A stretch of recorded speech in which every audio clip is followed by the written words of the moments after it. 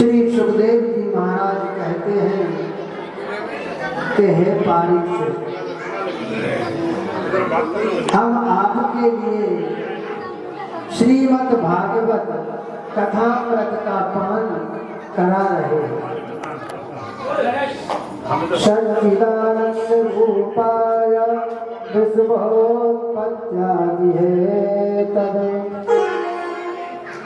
लोग कहते हैं सच्चिदानंद सच्चिदानंद सच्चिदानंद। सच्चिदानंद किसे कहते हैं? सतचित और आनंद, जिसमें सत्य की महिमा का वर्णन किया जाता है, उसको सच्चिदानंद कहते हैं। सच्चिदानंद रूपाय विश्वोत्पत्त्यादि हेतवे तापत्रय विनाशाय श्री कृष्णाय भजम्। उस सच्चिदानंद भगवान का स्मरण करने से प्राणी मोक्ष पद को प्राप्त कर लेता है। सच्चिदानंद कहते हैं तापत्रय विनाशाय, जो तीनों तापों का नाश कर दे, ऐसे भगवान नारायण को हम बारंबार प्रणाम करते हैं। परीक्षित जी कहते हैं सुखदेव जी, आप यह बतलाएं वह तीनों ताप कौन कौन से हैं? दैह को देव के भौतिक ताप,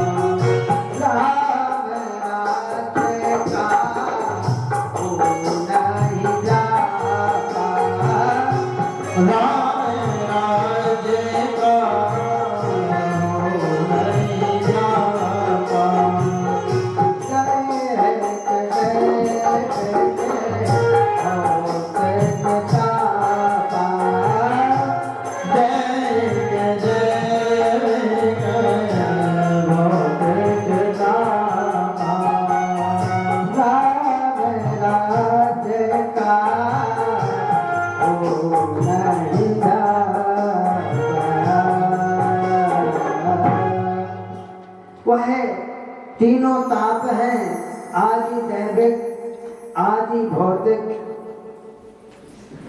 आदि दैविक, आदि भौतिक।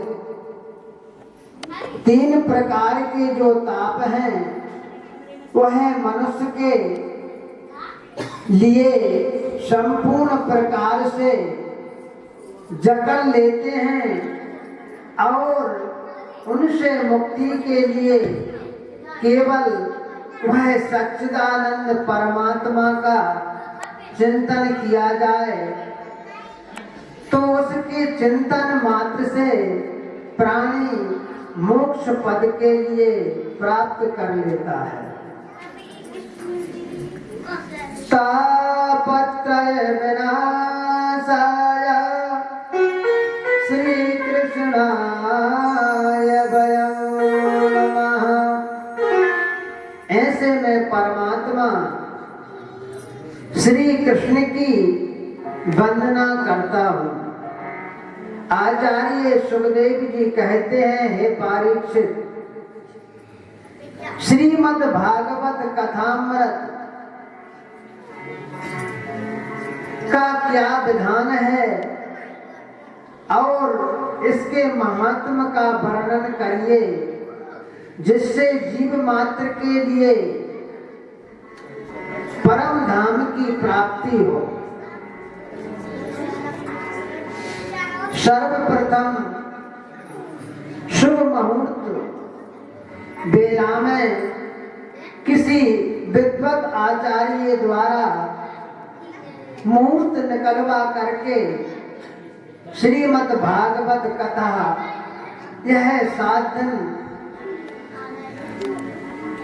का इसका विधान है। शुभ मुहूर्त में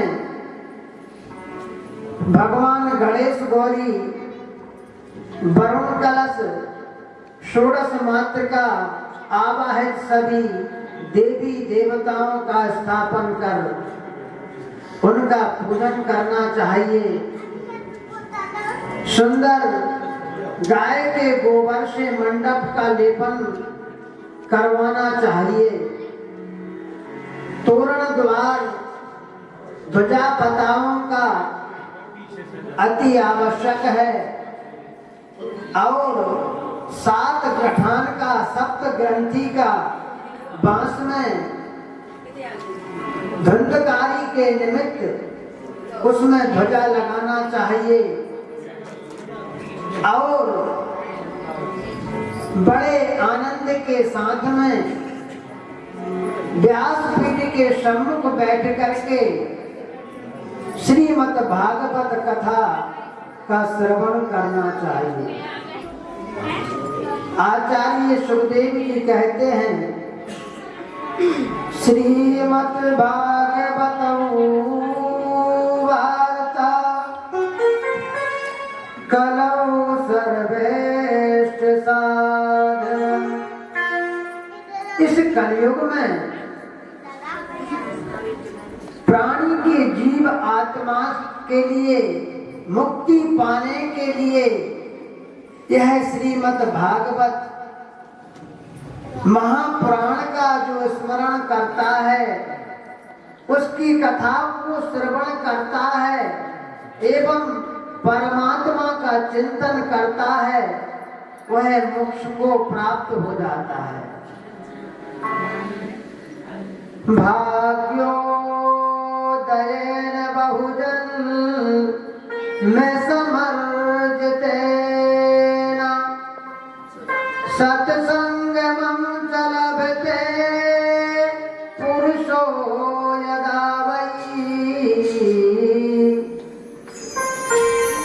एक नहीं अनेक अनेक जन्मों के भाग्यों का जब उदय होता है, तब ऐसा बड़ा सुंदर अवसर प्राप्त होता है कि श्रीमद् भागवत कथा श्रवण करने का वह परम सहज अवसर प्राप्त होता है।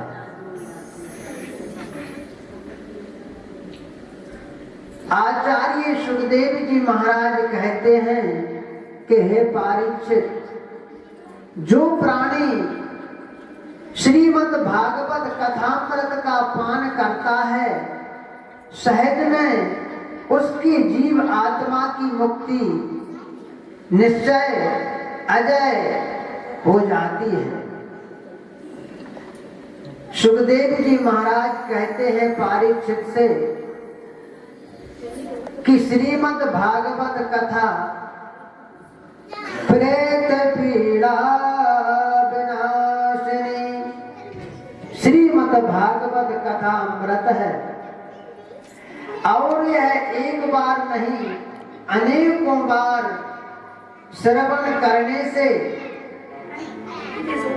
प्राणी का यह मनुष्य का जो शरीर है वह परम धाम को प्राप्त हो जाता है। पिबत भागवत रसवालयम् मुहुर्मुहुरसिका भावः यह भागवत क्या है? भागवत किसे कहते हैं? तो श्रीमद् भागवत में 4 शब्द हैं। सबसे पहला शब्द है भा, दूसरे नंबर पर आता है गा, और तीसरे नंबर पे आता है वा, और चौथे नंबर पे आता है ता। जो भक्ति, ज्ञान, वैराग्य और त्याग, इन चारों पदार्थों को प्रदान कर दे, उसे भागवत कहते हैं। सर्वप्रथम आया भा, तो भा से भक्ति की प्राप्ति होती है, और गा से ज्ञान की प्राप्ति होती है, और फिर तीसरे नंबर पे आया हुआ, तो वहां से वैराग्य की प्राप्ति होती है, और सबसे बाद में चौथा नंबर आया था, उससे त्याग की प्राप्ति होती है। महाराज सुखदेव जी कहते हैं, परीक्षित, श्रीमद् भागवत कथा अमृत रूपी है। यह एक बार नहीं, अनेकों बार पीने की है। इसको पीते रहो, पीते रहो, पिबत भागवत रसमालयम। यह जैसे कि आम का फल होता है, वह फल बहुत प्रिय होता है। उसमें कितना रस होता है, ऐसा लगता है कि बार बार उसको पीते रहिए। इसलिए सुखदेव जी महाराज ने श्रीमद् भागवत को आम के रस की महिमा की उपमा दी है। इसलिए यह भागवत कथामृत बड़े भाग से 7 जन्मों के भाग्यों का जब उदय होता है, तब ऐसा अवसर प्राप्त होता है। बड़े भाग नस तनु पावा, सुर दुर्लभो सदो ग्रंथन गावा। बड़े भाग से यह मनुष्य का शरीर प्राप्त होता है, और देवता भी इस मृत्यु लोक में मनुष्य का शरीर पाने के लिए भगवान से प्रार्थना करते हैं, वह भी तरसते हैं। क्षितिजल पावक गगन समीरा, घन पावन गगन समीरा। क्षितिजल पावक गगन समीरा, क्षितिजल पावक गगन समीरा। पंचरथ जय है, पंचरथ अधम शरीरा। क्षितिजल पावक गगन समीरा, क्षितिजल पावक गगन समीरा। पंचरथ त्यागी अधम शरीरा, पंचरथ जय अधम शरीरा।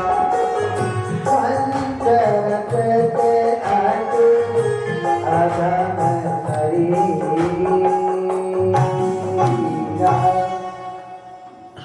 क्षितिजल पावक गगन समीरा, पंचरचित अति अधम शरीर। गोस्वामी तुलसीदास जी कहते हैं कि 5 तत्वों से मिलकर यह बना है, और 5 तत्वों में ही यह मरने के बाद मिल जाता है। तत्वों में यह विलीन हो जाता है। बाबा गोस्वामी तुलसीदास जी कहते हैं, क्षिति पृथ्वी, जल, अग्नि, वायु, और सूर्य, इन 5 तत्वों से मिलकर यह मनुष्य का शरीर बना है और मरने के बाद यह 5 तत्वों में ही विलीन हो जाता है। कहते हैं कि उस परमात्मा का चिंतन अति आवश्यक है जिसने यह मनुष्य का शरीर दिया है। यह बड़े भाग हैं और बड़े भाग से यह मनुष्य का शरीर प्राप्त होता है, क्योंकि यह मनुष्य का शरीर पाने के लिए देवता भी तरसते हैं और वह बार बार कहते हैं कि मनुष्य का शरीर प्राप्त हो जाए, लेकिन मनुष्य इस पृथ्वी पर आ जाता है। इस पृथ्वी उस परमात्मा ने यह मनुष्य का जो शरीर दिया है वह भगवान का चिंतन करने के लिए दिया है। आचार्य सुखदेव जी कहते हैं, हे परीक्षित, श्रीमद् भागवत यह एक कथा अमृत है और जो जीव इसका श्रवण करता है वह सहज में मुक्ति को प्राप्त हो जाता है। एक दिन क्या हुआ, सुखदेव जी महाराज बैठे हुए थे, वह परमात्मा का चिंतन कर रहे थे। यस्य स्मरण मात्रेण जन्म संसार बंधनात् विमुच्यते नमस्तस्मै विष्णवे प्रभविष्णवे। भगवान नारायण का वह भजन कर रहे थे और भजन करते करते हुए उनके मन में एक परब्रह्म परमात्मा के स्वरूप का चिंतन करने से दिव्य झांकी दिखलाई और वह ज्ञान योग आसन में बैठे हुए थे और परब्रह्म परमात्मा का चिंतन कर रहे थे। जब परमात्मा की कृपा होती है तब यह भगवान नाम स्मरण करने का अवसर प्राप्त होता है। दुर्लभो मानसो देहि, यह बात दुर्लभ नहीं है कि मनुष्य जब परमात्मा का चिंतन करता है तो परमात्मा की भक्ति की प्राप्ति निश्चय होती है। और जब भगवान की भक्ति होती है तो भगवान प्रसन्न होते हैं और भक्त के सभी मनोरथों को वह पूर्ण करते हैं। एक दिन क्या हुआ, महाराज सुखदेव जी कहते हैं परीक्षित जी से, हे परीक्षित, आपने श्रीमद् भागवत कथा का महात्म्य बतलाते हुए कहा है कि जो मनुष्य उस परमात्मा का चिंतन करता है, भगवान की कथा को श्रवण करता है, वह जीव सहज मुक्त हो जाता है। अब आगे की कथा में आप बतलाइए कि भगवान का चिंतन करने में जीव का मन नहीं लगता है और उस मन को बस में करने के लिए कौन सा उपाय किया जाए। सुखदेव जी महाराज कहते हैं कि मनुष्य जब जन्म लेता है तो जन्म लेने के बाद में वह जीवात्मा रोती है, वह मनुष्य रोता है, और जब रोता नहीं है तो उसके लिए रुलाया जाता है। इसलिए उस परमात्मा का चिंतन मात्र करने से प्राणी सहज में वह मोक्ष को प्राप्त हो जाता है।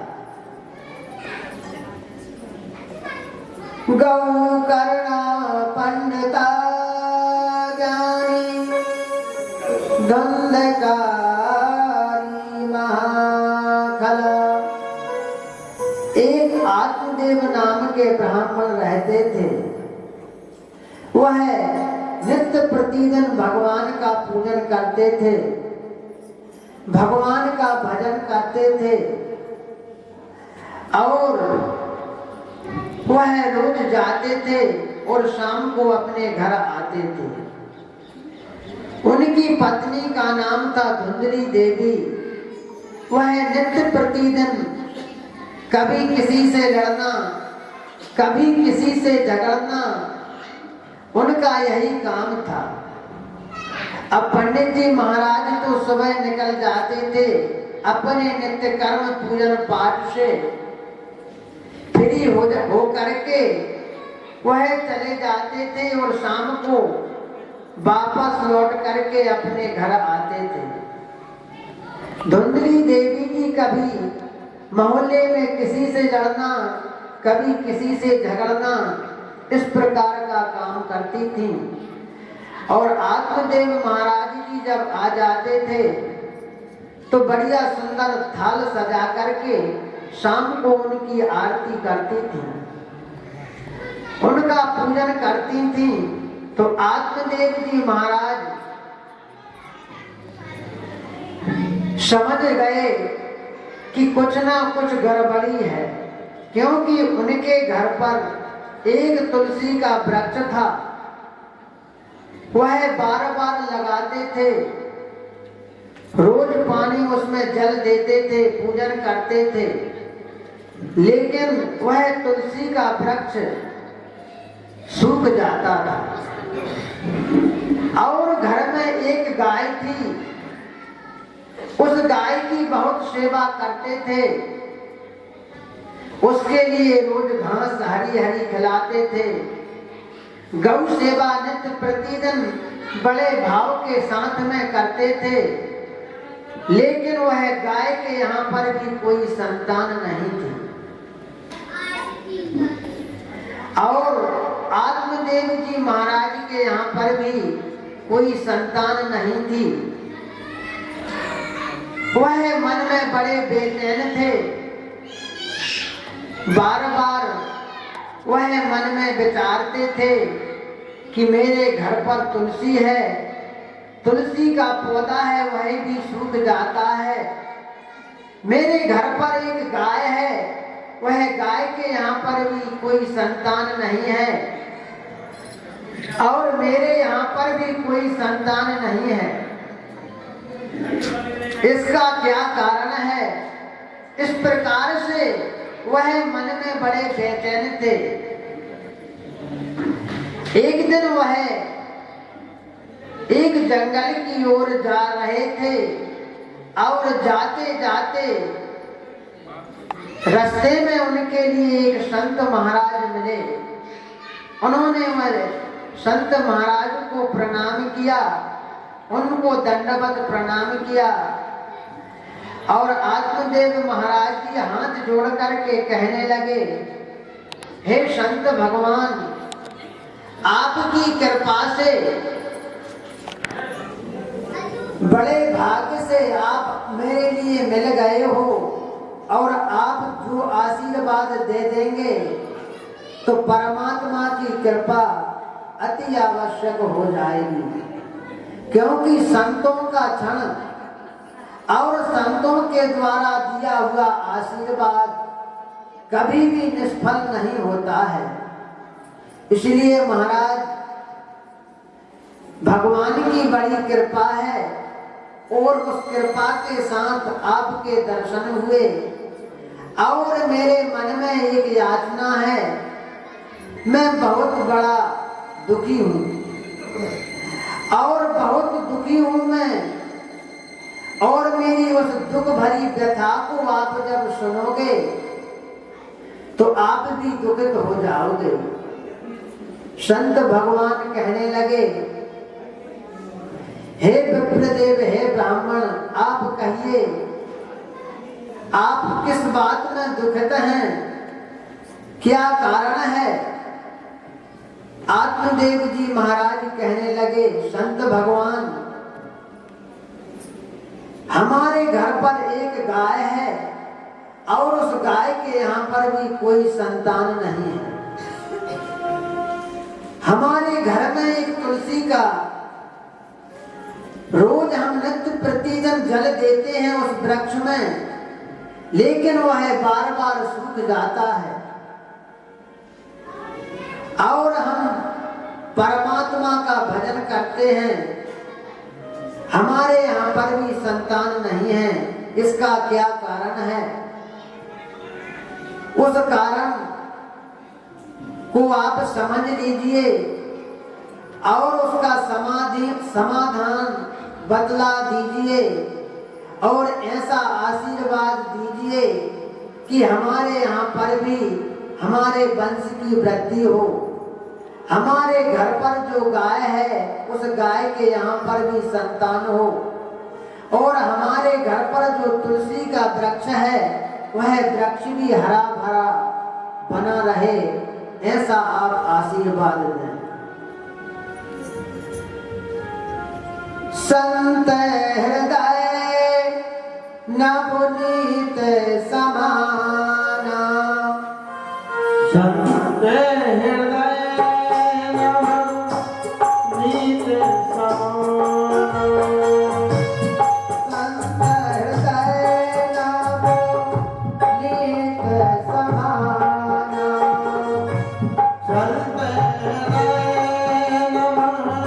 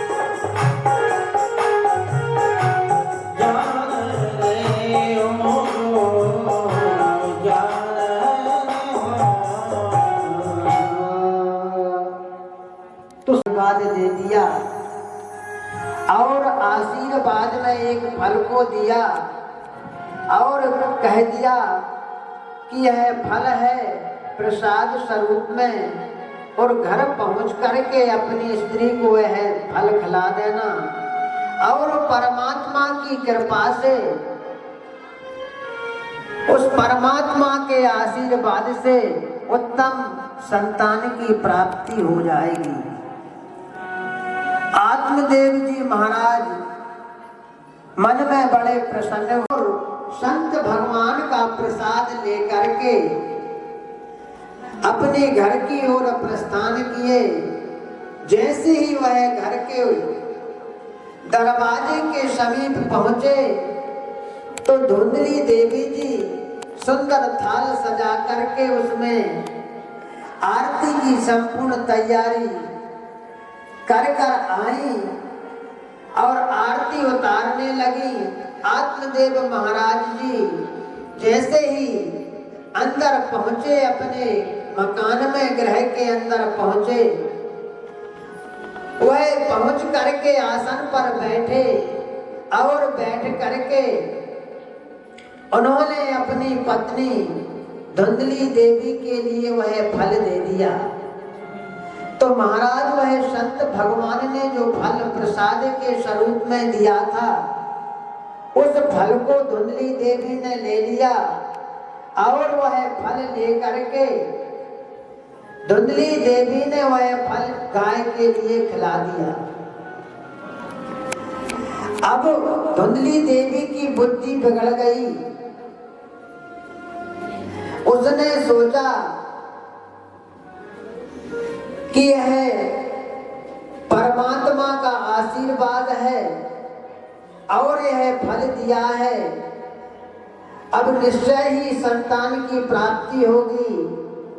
अब 9 महीने तक मैं गर्भवती जब हो जाऊंगी तो मायके भी नहीं जा पाऊंगी। तीखी नमकीन जैसी सामग्रियों का सेवन भी नहीं कर पाऊंगी और बड़े नियम के साथ में घर पर रहना पड़ेगा। इस प्रकार से धुंधली देवी की विचार की वृत्ति मनोवृत्ति हो गई और भावना बदल गई, तो गाय के लिए वह फल खिला दिया। अब संतों का कृपा जब हो जाती है तो वह जीव सहज में मुक्त हो जाता है। संतों का आशीर्वाद और संतों का प्रसाद कभी निष्फल नहीं होता है। तो परब्रह्म परमात्मा की कृपा से अब धुंधली देवी ने अपने मन में सोचा कि मेरी एक बहन है, वह बहन गर्भवती है और उसके यहाँ पर जो संतान होगी तो मैं उस संतान के लिए ले लूंगी। और अपने पति आत्मदेव जी महाराज से बोल दिया कि स्वामी, मैंने वह प्रसाद ग्रहण कर लिया और वह प्रसाद गाय के लिए खिलाया था। धीरे धीरे धीरे समय व्यतीत होने लगा। अब धीरे धीरे 9 महीने का समय निकलने के लगभग आया और परमात्मा की कृपा से संत भगवान के आशीर्वाद से जो घर पर तुलसी थी वह भी हरी भरी रहने लगी। आत्मदेव महाराज जी बड़ी सेवा करते थे, गायत्री का जप करते थे, भगवान सूर्य को अर्घ्य देते थे और नित्य प्रतिदिन तुलसी मैया को जल भी देते थे। अब गाय भी गर्भवती हो गई।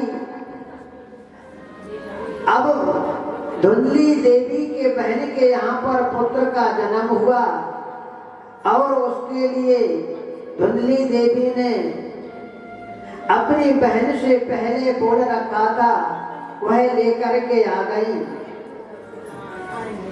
और जो है आत्मदेव महाराज के लिए सूचना जानकारी मिली कि पुत्र हुआ है, वह मन में बड़े प्रसन्न हुए और कहने लगे, देवी धुंधली देवी कहने लगी आत्मदेव महाराज से कि स्वामी जी, मैं इस पुत्र का नाम मेरे नाम से मिलता जुलता नाम रखती हूँ। मेरा नाम है धुंधली देवी और मैं इसका नाम धुंधकारी रखती हूँ। आत्मदेव जी महाराज ने कहा, ठीक है, आपकी जैसी इच्छा वैसा मेरे लिए स्वीकार है। अब धीरे धीरे गाय के यहाँ पर भी संतान की प्राप्ति हुई तो संपूर्ण उसका शरीर तो मनुष्य के जैसा है, केवल जो कान है वह कान गाय के जैसे है। गौ कर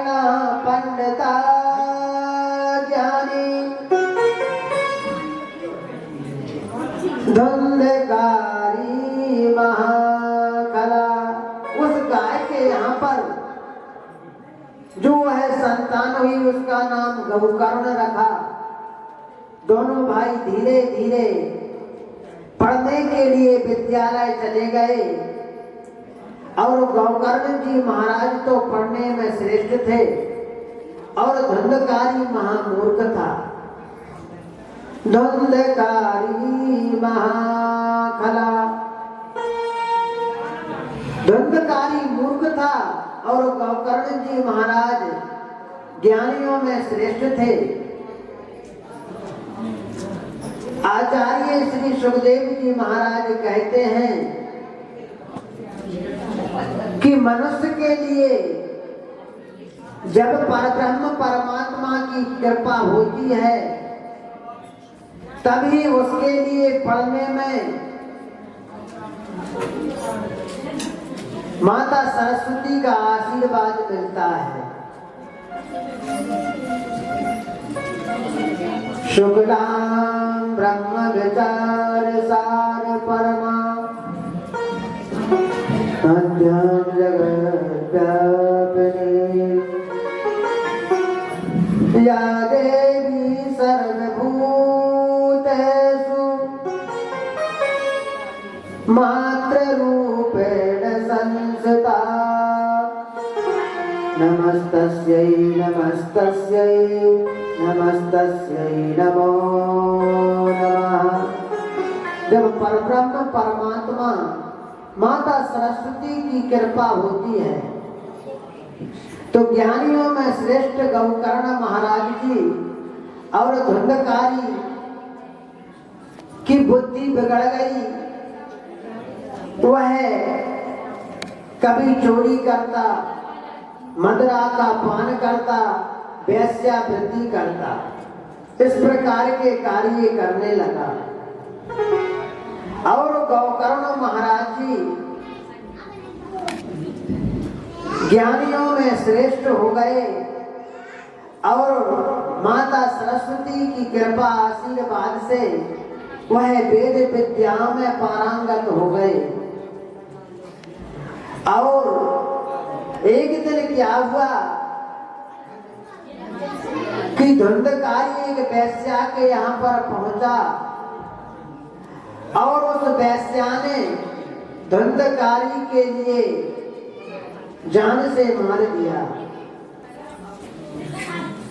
अब धुंधकारी की जब मृत्यु वेश्या ने कर दी तो वह प्रेत योनि में उसकी जीवात्मा भटक गई। गौकर्ण महाराज को पता चला। पुष्करे प्रयाग जा, गौकर्ण महाराज जी पुष्कर में गए, ग्याजी में गए, उन्होंने पिंडदान कराया और प्रयागराज पहुंच करके पिंडों का दान कराया, तर्पण कराए। पितरों के निमित्त में उन्होंने श्रीमद् भागवतो भारता प्रेत पीड़ा विनाशिनी, उन्होंने प्रेत योनि से मुक्ति के लिए श्रीमद् भागवत कथा कराई और उस श्रीमद् भागवत कथा के द्वारा वह धुंधकारी महाराज प्रेत योनि से उनकी मुक्ति हो गई। बोलिए भागवत भगवान की जय। मन की तरंग बारे बस हो गया भजन, मन की तरंग बारे बस हो गया भजन, मन की तरंग मारे जावन,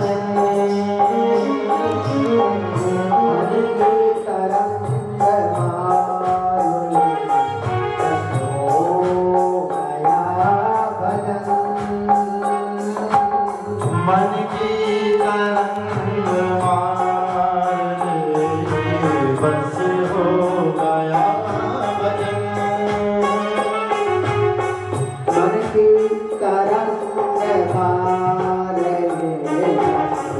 हो गया भजन।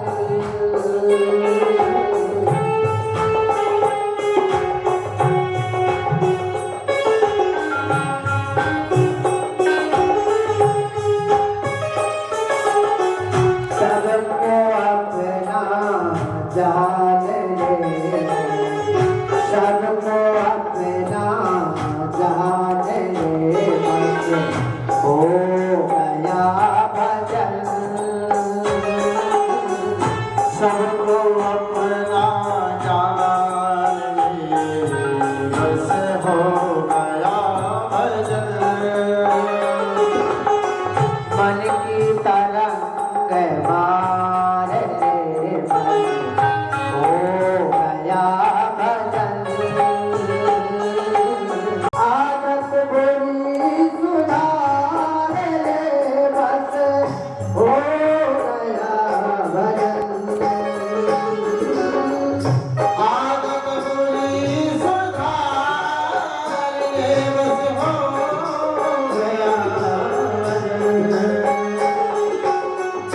आदत बुरी सुधार ले, बस हो गया। आदत बुरी सुधार ले, बस हो गया भजन। मन की तरंग मार ले, बस हो गया भजन। हो मन की तरंग मार ले, हो गया भजन। केवल मन की जो तरंग है, जीव उसके लिए मान ले, बस भजन हो गया। सब में सभी जीवों के अंदर उसमें अपनत्व की भावना को पहचान ले, बस हो गया भजन। हमारे बस हो गया भजन। मन की तरंग मार ले, हो गया भजन।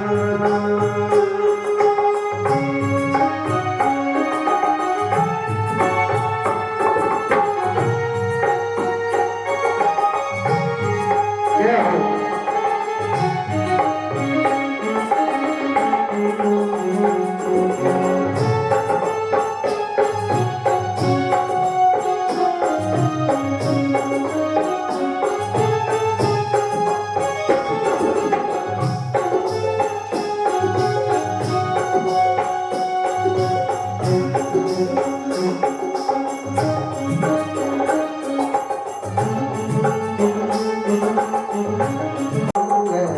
मारो ले, हो गया भजन।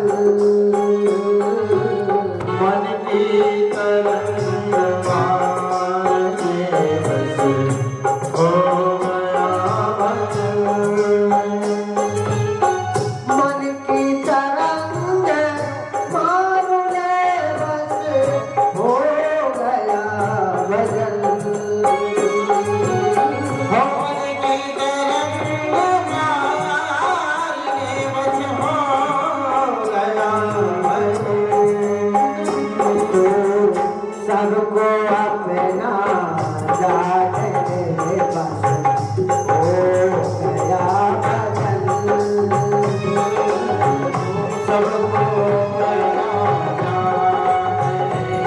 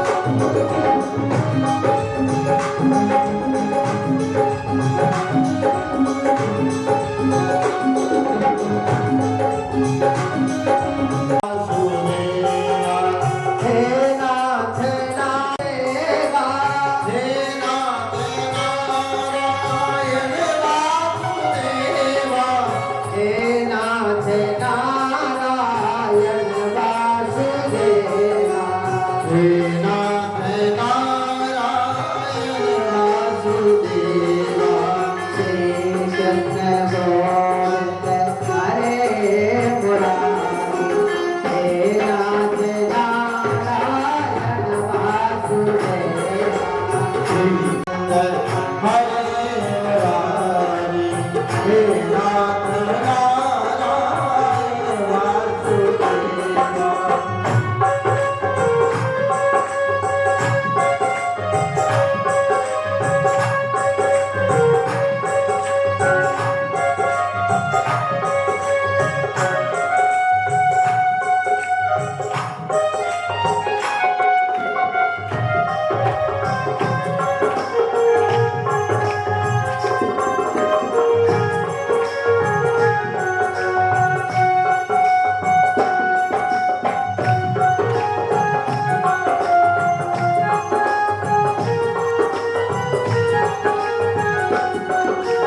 श्री कृष्ण गोविंद हरे मुरारी हे नाथ नारायण वासुदेवा कृष्ण गोविंद हरे मुरारी हे नाथ नारायण वासुदेवा हे नाथ नारायण वासुदेवा हे नाथ नारायण वासुदेवा हे नाथ नारायण वासुदेवा हे नाथ नारायण वासुदेवा श्री कृष्ण गोविंद हरे मुरारी हे नाथ नारायण वासुदेवा हे कृष्ण गोविंद हरे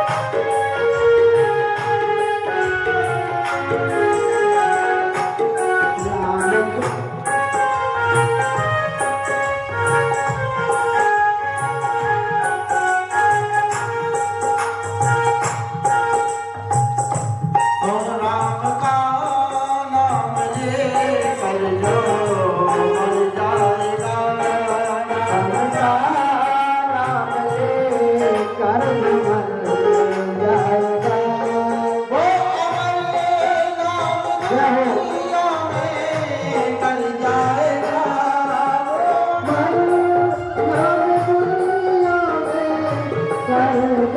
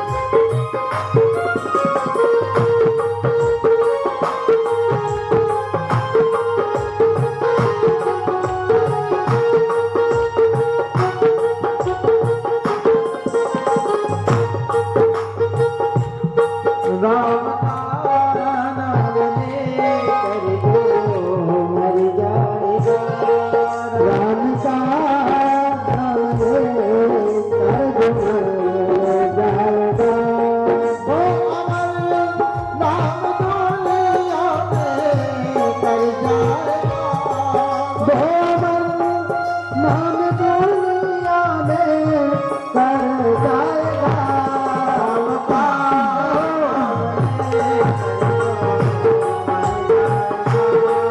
नाम का नाम लेके जो मर जाएगा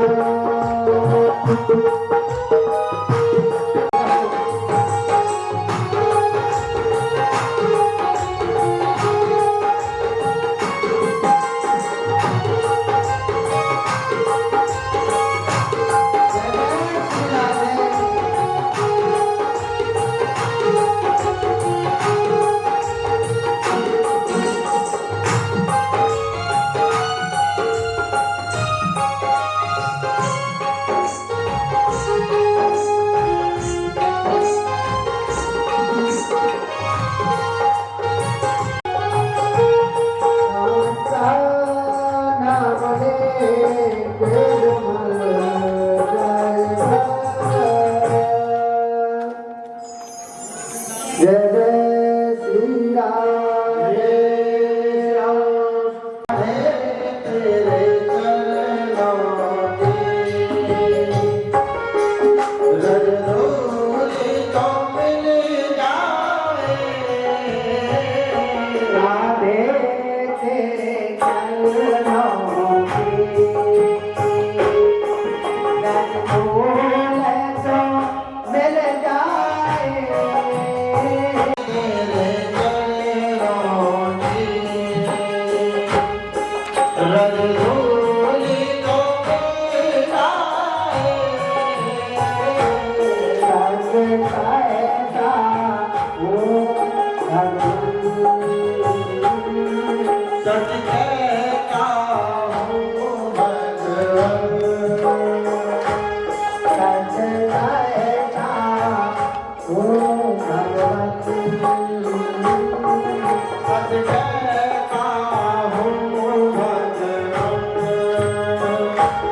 राधे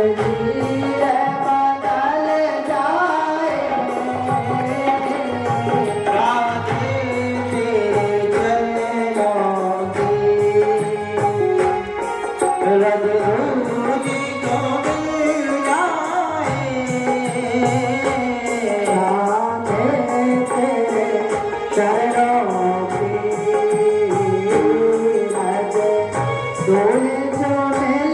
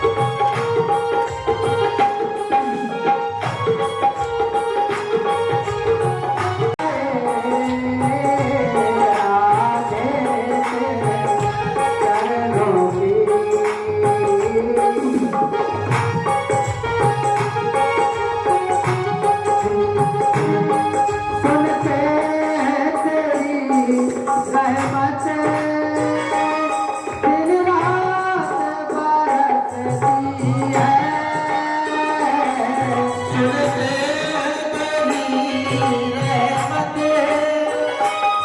दिन रात बरसती है सुनते तेरी रहमत दिन रात बरसती है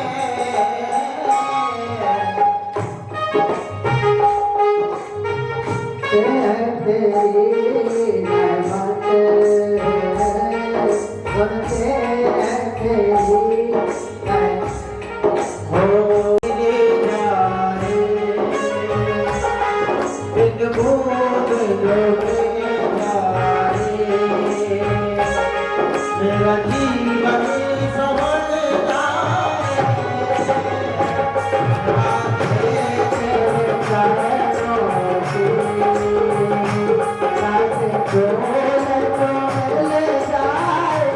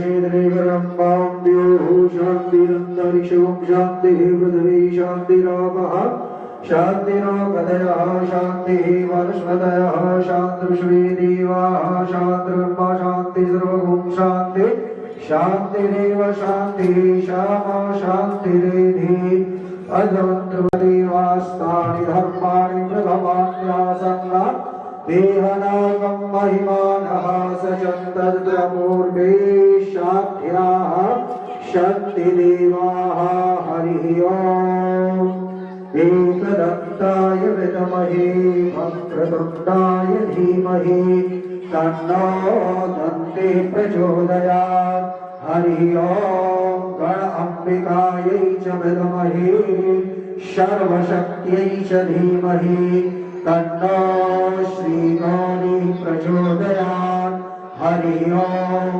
नारायणाय विद्महे तन्नो श्रीविष्णुः प्रचोदयात् हरिः ओम् महालक्ष्म्यै च विद्महे विष्णुपत्न्यै च धीमहि तन्नो श्रीलक्ष्मी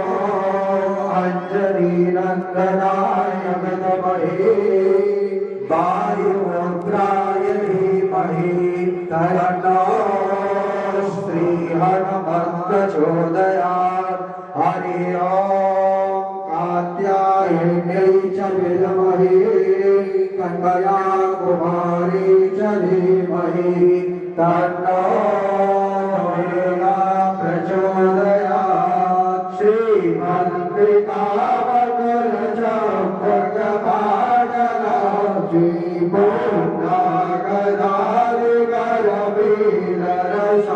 पूर्णागदारिकरवीररसालपुष्पै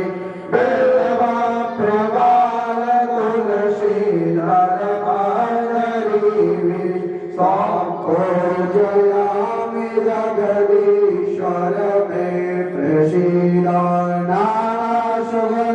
सुगन्धिपुष्पाणि याकालोद्भवानि च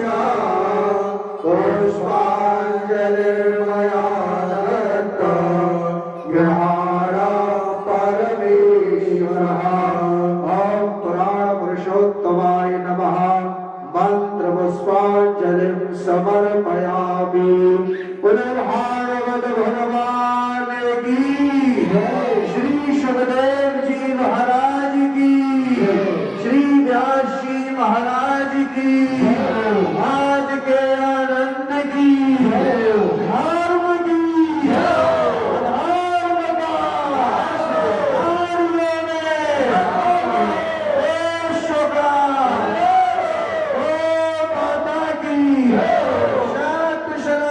धर्म की आज के आनंद की